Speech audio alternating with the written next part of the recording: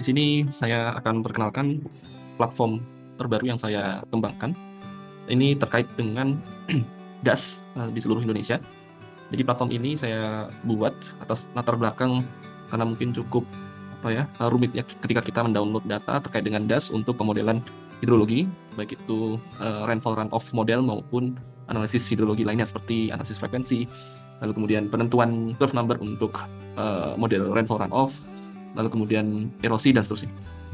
Nah, jadi platform ini saya namakan Basin Indonesia. Ini adalah part of project saya di bawah hydro.pep.id. Jadi ini fokus pada informasi spasial terkait dengan DAS yang lebih ditekankan pada aspek engineering atau perencanaan teknik sumber daya air. Nah, di platform ini sementara masih offline, barangkali teman-teman yang ingin berminat untuk mendapatkan demo dari web-based platform ini mungkin bisa mengkontak saya secara langsung. Oke, di bagian ini bisa dilihat di bagian atas saya memiliki menu, ada statistik, explorer, dan about. Lalu kemudian di sebelah kiri di sini ada fitur untuk mencari lokasi, baik itu nama sungai maupun nama daerah, atau kita bisa memasukkan ledlon atau garis bujur, titik bujur dan lintang. Misal ya, saya ingin mencari misalnya Sleman. Nah, di sini ada Sleman Regency. Nah, titik ini akan mengarahkan kita pada titik sentroid atau titik pusat dari Kabupaten Sleman. Nah, ini kita bisa search juga untuk sungainya secara langsung, misalnya Citarum. Nah, di sini ada lokasi dan ada DAS. Nah, DAS di sini bisa kita klik, lalu kemudian ya kita bisa dapatkan di titik sentroid dari Sungai Citarum. Oke, mungkin teman-teman sudah bisa lihat ya. Jadi di fitur ini kita bisa mencari lokasi dan kita bisa mengklik secara langsung ya untuk poin yang kita inginkan, yang kemudian secara otomatis akan terdeteksi DAS mana yang mencakup titik kita. Kita bisa klik di semua daerah di Indonesia, mulai dari Jawa, Kalimantan, lalu kemudian Sumatera, lalu kemudian sampai ke Papua. Oke, jadi ketika kita klik atau search lokasi, nanti akan dimunculkan DAS yang ada di titik tersebut. Oke, ini bagian dashboard utama di peta interaktif di sini, lalu ada kemudian fitur search di sini. Kita juga bisa menginput ledlon atau bujur dan lintang dan bujur, mungkin 0, misalnya 2. Kita klik. Nah, oke, sayangnya titiknya ada di jauh ya. Mungkin kita bisa ya teman-teman bisa search langsung untuk titik yang mungkin ada di sini. Misalnya kita ubah sedikit, minus 0,5 lalu 112. Oke, misalnya seperti ini. Nah, akan otomatis mengarahkan ke titik ini. Oke, nah di peta interaktif ini, lalu kemudian di fitur search, lalu kemudian kita mengarah ke sebelah kanan. Jadi ketika kita klik ke titik tertentu, dia akan muncul informasi catchment atau DAS. Nah, di sini tertulis ada Kapuas. Jadi ini adalah DAS Kapuas yang penamaan ini didasarkan pada peraturan atau surat keputusan Menteri LHK pada saat itu masih lingkungan hidup, kehutanan dan lingkungan hidup pada tahun 2018 ya. Mungkin teman-teman juga bisa dapatkan data ini di internet ya. Nah, ini tapi untuk dasarnya sendiri mengikat ke peraturan SK LHK tahun 2018, penamaan DAS Kapuas dan kode. Nah, mungkin untuk secara peraturan yang mengatur seluruh DAS di Indonesia, DAS-DAS kecil, itu ada 2. Nah, di sini teman-teman bisa lihat DAS Kapuas ini berdasarkan SK LHK pada tahun 2018. Sebenarnya untuk SK ini sudah diperbarui di tahun 2025 ya, tapi untuk akses raw data atau data GIS-nya belum tersedia untuk umum. Jadi kita sementara masih gunakan ini, saya kira secara umum masih sama ya. Dan yang kedua adalah yang diatur oleh Permen PU tahun 2015 ya, terkait dengan wilayah sungai maupun DAS-DAS yang ada di dalam wilayah sungai tersebut. Nah, di sini saya munculkan untuk 2 kerangka peraturan dari Kementerian Kehutanan atau LHK saat itu, lalu kemudian ada dari Kementerian PUPR atau saat ini Kementerian PU. Nah, untuk DAS Kapuas ini di sini tertulis ya di dalam kewenangan wilayah Sungai Kapuas BWS Kalimantan 1. Nah, untuk penamaan atau informasi BWS ini juga sudah terkoneksi dengan Permen PU tahun 2015. Jadi teman-teman bisa cek kalau misal minta data yang lebih detail di DAS Kapuas ini bisa menghubungi BWS Kalimantan 1 dan seterusnya. Oke, kita bisa klik juga di sini. Di sini termasuk BWS Kalimantan 3, lalu kemudian misal di sini termasuk BWS Sulawesi 3 dan seterusnya. Oke, ini tentang jurisdiksi atau kewenangan dari DAS tersebut. Lalu kemudian teman-teman bisa lihat kembali ke atas. Di sini ada informasi, misalnya kita cari misalnya DAS Berantas. Di sini ada informasi area. DAS Berantas memiliki 11.896 km persegi area. lalu kemudian elevasi dasar, lalu kemudian slope, rata, dan nilai CN. Nilai CN ini sudah kita analisis berdasarkan data-data yang sudah kita himpun. Oke, dari sini nanti mungkin kita akan bicara tentang generate laporan teknis ini ya. Ini sekedar fitur yang saya tambahkan agar nanti bisa memudahkan pengguna untuk bisa membuat deskripsi lokasi berdasarkan data ini dalam bentuk Microsoft Word. Oke, lanjut ke tentang morfometri dan topografi. Ini sudah tadi ya. Untuk elevation range ada di 43 sampai 3640, di sini pasti di puncak gunung ya. Lalu kemudian perimeter dari das, lalu kemudian initial abstraction yang didapatkan dari data-data soil, lalu tata guna lahan yang nanti akan saya sampaikan di bawah ya. Oke, lanjut. Lalu untuk salah satu motivasi dari dibuatnya platform ini adalah untuk menjawab kesulitan ketika kita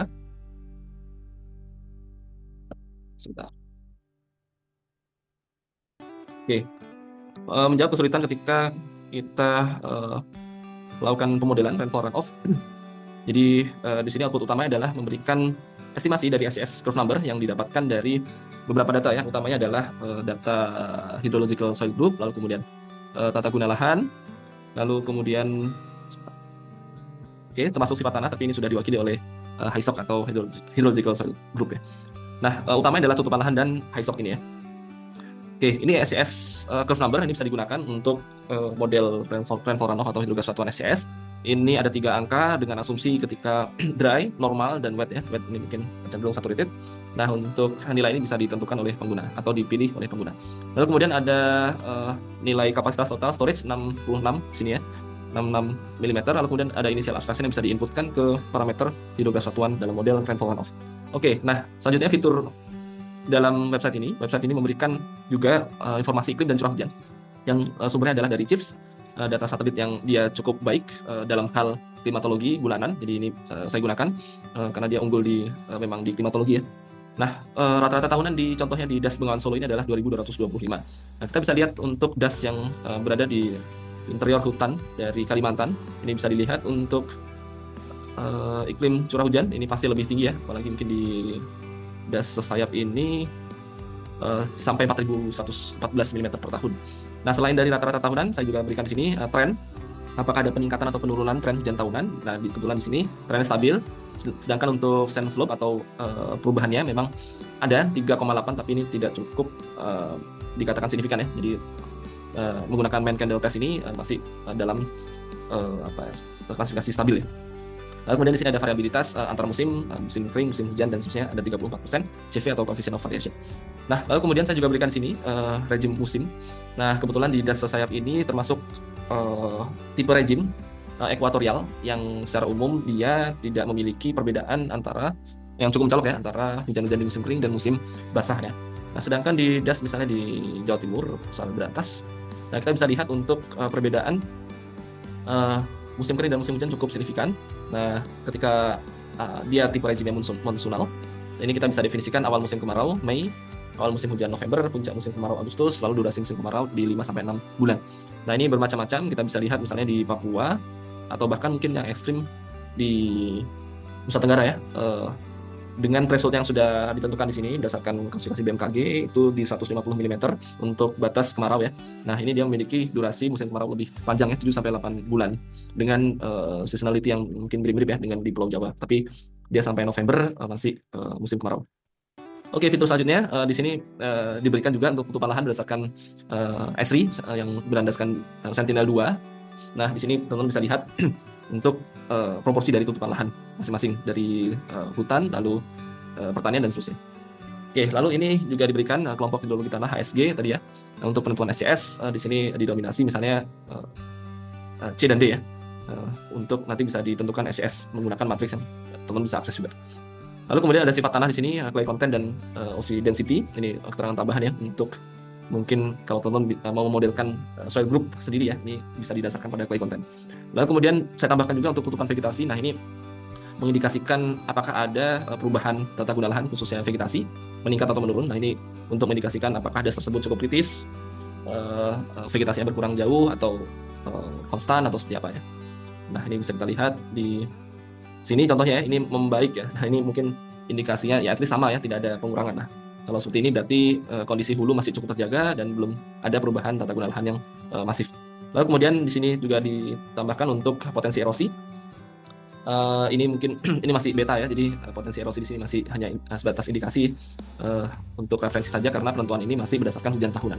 Lalu kemudian ada profil bahaya banjir.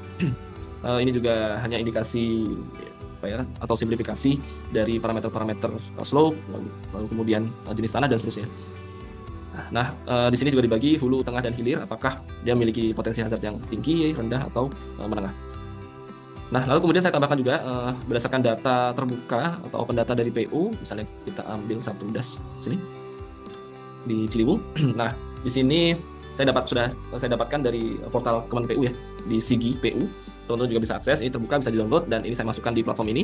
Jadi di das ini ada misalnya ada 12 pos hujan. Pos duga air 16 dan pos klimatologi 2. Nah, ini nanti saya tampilkan juga, akan bisa muncul juga lokasinya di mana, sehingga nanti kalau misalnya teman-teman ingin minta data ke BBWS atau BWS bisa menggunakan referensi ini. Nah, ini dua fitur terakhir yang penting di sini, yaitu adalah kontrol peta atau overlay peta di dalam DAS ya. Nah, misal saya ambil contoh Citarum. Nah, untuk misalnya kita mau overlay, di sini ada dua jenis klasifikasi. Yang pertama, layer fisik hidrologi yang dia fokus pada surface, dam maupun slope maupun jenis tanah, lalu land cover ya. Ini contohnya di sini saya klik dam. Agak tunggu sebentar. Nah, muncul di sini ya. Nah, ini nanti bisa di-download, fiturnya ada di bawah, nanti saya praktekkan, sehingga teman-teman bisa langsung gunakan data dam ini untuk analisis teman-teman. Lalu slope misalnya, di sini bisa dilihat slope yang paling curam ada di daerah-daerah ini. Nah, kemudian ada kondisi soil, ini fokus pada clay content. Nah, di sini teman-teman bisa set ya untuk transparansi peta di sini, land cover, misalnya contohnya di sini legendanya hijau itu adalah pepohonan, lalu kemudian crops dan seterusnya. Nah, untuk loading dari land cover ini memang cukup agak berat ya karena resolusinya 10 meter. Jadi mungkin bisa saya contohkan di sini, untuk transparansi juga bisa diganti.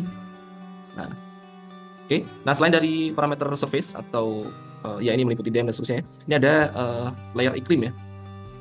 Dan vegetasi tadi ya, terkait dengan kondisi vegetasi. Nah, di sini saya tambahkan untuk overlay dari peta curah hujan tahunan rata selama periode 1980 sampai 2015 kalau tidak salah. Lalu kemudian ada tren hujan. Nah, daerah mana yang dia cenderung memiliki, sebentar saya refresh, cenderung memiliki tren hujan yang naik, hujan tahunan ya, atau turun dan seterusnya. Lalu kemudian ada evapotranspirasi. Lalu ada di sini ada rejim musim ya. Nah, rejim musim ini nanti teman-teman bisa cek monsonal, ekuatorial, dan lokal. Definisinya ada di BMKG, nanti bisa dicek. Nah, sebagian besar dari Citarum ini termasuk dalam rejim musim monsonal, yang dia memiliki perbedaan pola hujan yang cukup signifikan di musim kemarau dan musim penghujan.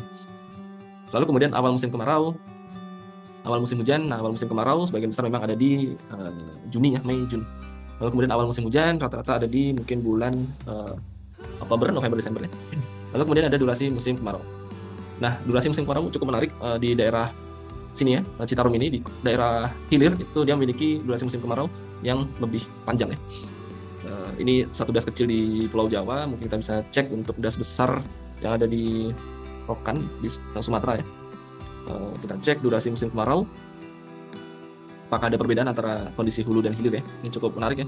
Ini datanya sudah tersedia seluruh Indonesia, teman-teman bisa cek bagaimana pola hidrologi di masing-masing das dari misalnya Sumatera, lalu kemudian Kalimantan, dan seterusnya. Oke, ini sudah mulai termuat. Lalu kemudian saya klik puncak musim kemarau, awal musim kemarau. Ini agak butuh waktu ya karena kalau dasnya besar seperti ini memuatnya cukup ya membutuhkan waktu. Oke, nah, teman-teman bisa cek di sini di semua das ya. Silakan bisa dieksplorasi. Nah, ini menarik. Di Pulau Kalimantan itu ada daerah yang berwarna biru. Nah, biru di sini bisa teman-teman lihat untuk legendnya. Di sini adalah perhumid.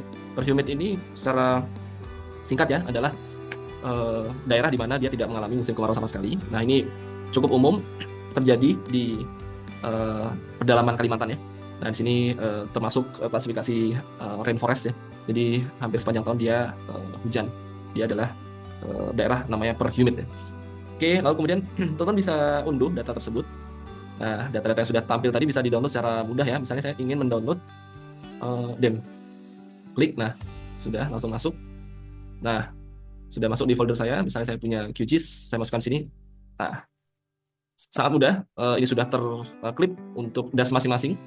Ini bisa digunakan untuk analisis selanjutnya. Misalnya saya ganti play. Oke, ini bisa digunakan analisis selanjutnya.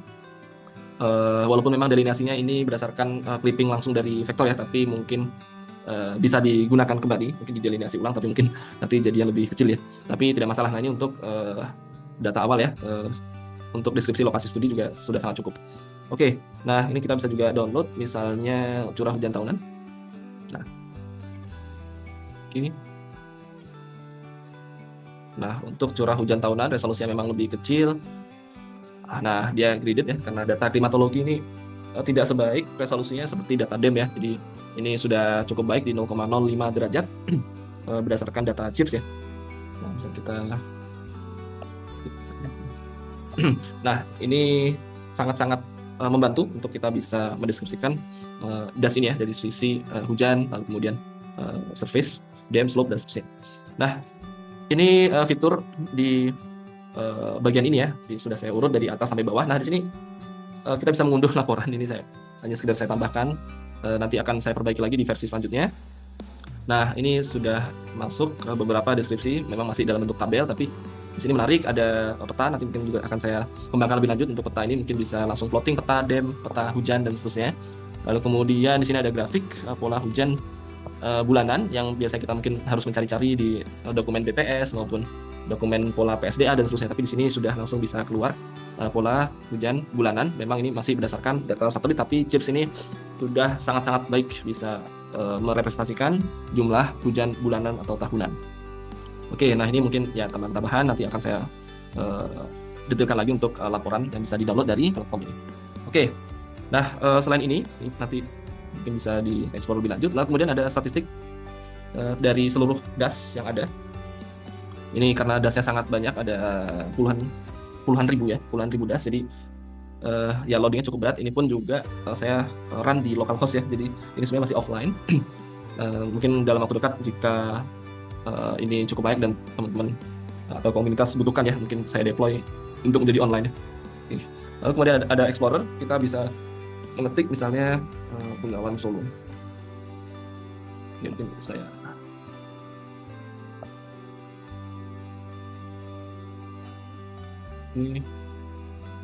oke, refresh ulang, mungkin statistik. Nah, statistik di sini ada coverage ada 16 hampir 17.000 das ya, lalu kemudian seluruh area, lalu coverage-nya sudah hampir 100%. Ya mungkin yang 0,sekian% ini adalah pulau-pulau kecil yang tidak terdelineasi ya.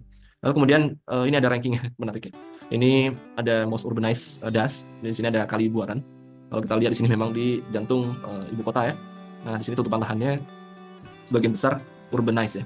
Lalu list urbanized. Nah, ini ya pasti ya, mungkin banyak di Indonesia masih das-das yang belum ada sama sekali bukaan lahannya.